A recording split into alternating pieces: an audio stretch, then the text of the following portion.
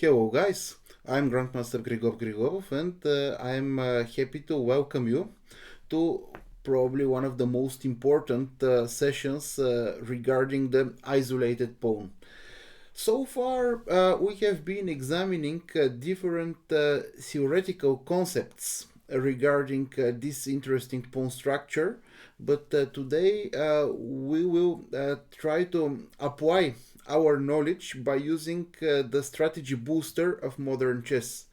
So, probably most of you know how the strategy booster works, and here I'm not going to dive into details. Everyone can go to modernchess.com slash strategy booster and see everything. Now we will immediately start solving positions featuring the isolated pawn.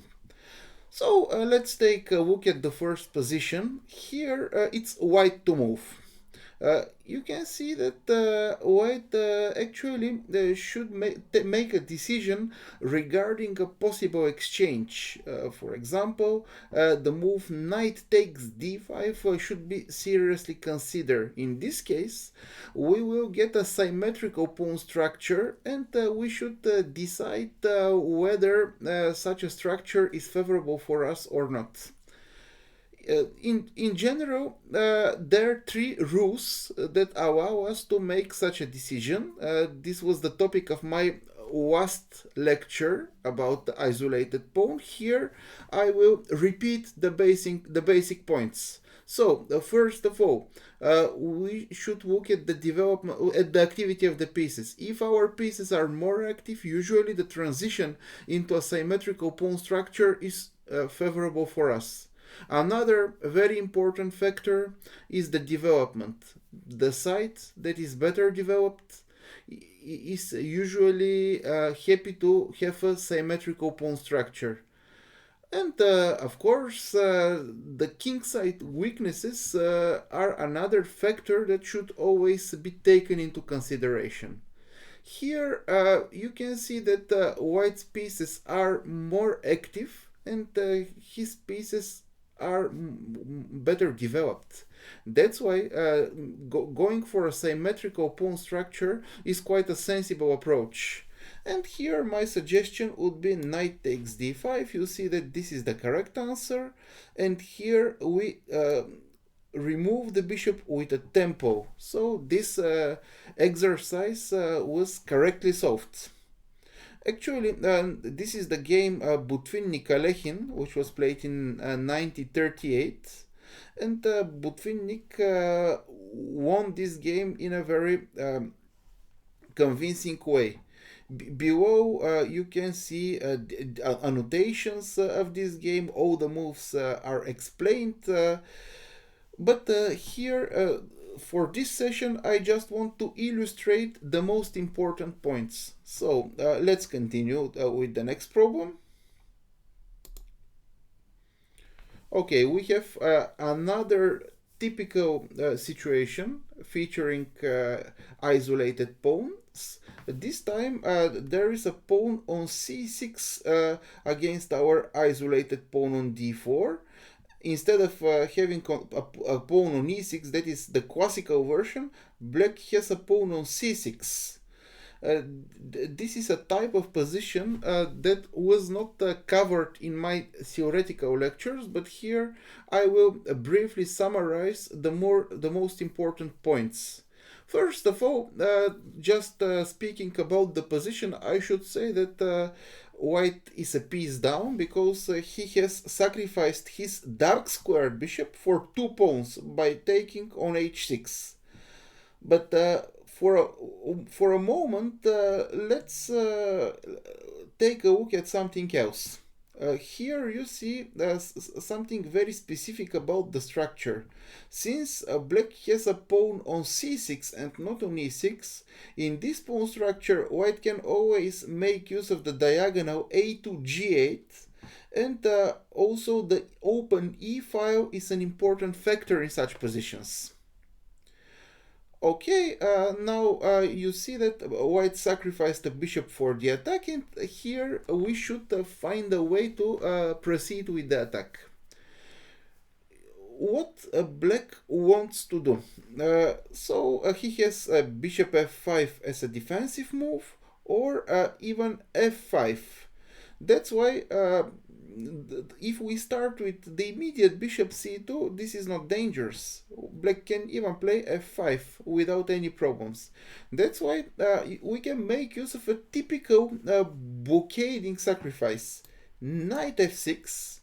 The point was that if bishop f6 instead of bishop f5, bishop c2 would have been an immediate win for white. So bishop f5. And here, we should keep making threats, otherwise black will successfully defend. So what are the candidate moves? Knight g5 is an interesting attacking idea, but black has bishop takes f6. But now we can see that the g7 spot is vulnerable, and we can maybe make a try to create threats by using this factor. And the move knight h5 seems to be very logical, because after rook g8 even knight e5 is very strong, and knight takes f7. The f7 pawn will be vulnerable, the king will be restricted. That's why I think that knight h5 is a very nice option here, very typical idea. Bishop f6. And here, this bishop is a bit overloaded. So the bishop protects g7 square, but also keeps the control of the g5 square. And here, since the bishop is tied to the defense of the g7 square, I think that knight g5 is a pretty logical attacking move, putting pressure on h7 and on f7, and there is no defense here. Okay, knight g5, and this is winning. Let me just illustrate some important points here, because as always in our strategy booster, you have annotations. So here, if bishop takes f6, then bishop c2 and white is winning. And after knight h4, in the game was knight h4, not knight g5. After knight g5, I don't see any defense for black. White is already pretty much winning. Okay, this was a typical attacking idea that you should remember when you have this particular structure, pawn on d4 against pawn on c6. Let's go to the next example. Okay, now we have a typical situation. It's black to move. This time we should play against the isolated pawn. And since I have explained a very similar position in my first lecture, probably you can stop the video and think on your own which is the best setup for black in such cases. Okay, I think that most of you have guessed the correct answer. In this specific position, we should find a way to activate our c6 knight. White played a3, that's why the maneuver knight b4, knight d5 is not possible. Since our bishop is on e7, we cannot play knight e7, knight d5. And if our knight stays on c6, the b7 bishop will not be able to take part into the game. That's why a typical idea in such cases is bishop d6. So we make the e7 square available for the knight. And here a very important point is that white has his knight on e2 and not on f3, because now instead of bishop a2, had white played d5, then the move knight e5 would have been possible. Now after bishop a2, of course, knight e7, and this is already quite a favorable position for black. We are ready to block the pawn by means of knight d5. and white doesn't have attacking chances whatsoever. Later on, black will be trying to increase the pressure on the pawn, and of course he will try to exchange pieces. Okay, so let's take a look at another example. This time we have immediately a critical position on the board because we should make important decision regarding possible exchanges. So you should evaluate bishop takes e7 or bishop takes d5. Since we have already studied similar situations, however, I think that our decision making process will be a bit easier this time because we know some important strategical patterns. For example, here it's not so difficult to see that white can force the transition into a symmetrical pawn structure by force. And we should decide whether playing a symmetrical pawn structure will be favorable for us or not. Once again, you can stop the video, you can think on your own, you can clarify the move order, and you can evaluate the transition into a symmetrical pawn structure. Okay, I think that this question was not so difficult for you because it's obvious that our pieces are more active and we are better developed, especially with black having his knight on the rim. White is always interested in going for a symmetrical structure. How to force this transition? So bishop takes d5, bishop d5, bishop e7. It's quite simple. And here the system wants you to make one more move. Obviously, you bring the last undeveloped piece into play, and you have a big advantage in this position. More active knight, so there is a pressure along the e file. And okay, we know that in such structures our main priority is organizing a kingside attack. How can we do that? Here you have annotations. You can see many different possibilities, but in general. A good attacking construction would be queen g3 followed by knight d3, knight f4, rook e5. All the pieces are heading towards the king side. If needed, we will bring the h pawn into the attack. So more or less we are following the familiar attacking patterns. Okay, that's great. And now we can solve one more position. Yeah, so this position features the so-called rook lift along the sixth rank. In this particular game, black has played rook a6 and the rook came to h6 in this way. And we know that in positions with an isolated pawn, the rook lift is a very strong attacking idea. And here the question is how to proceed with the attack. I think that most of you will guess the right attacking idea because the move bishop takes h3 suggests itself. And here it's important to see how to proceed.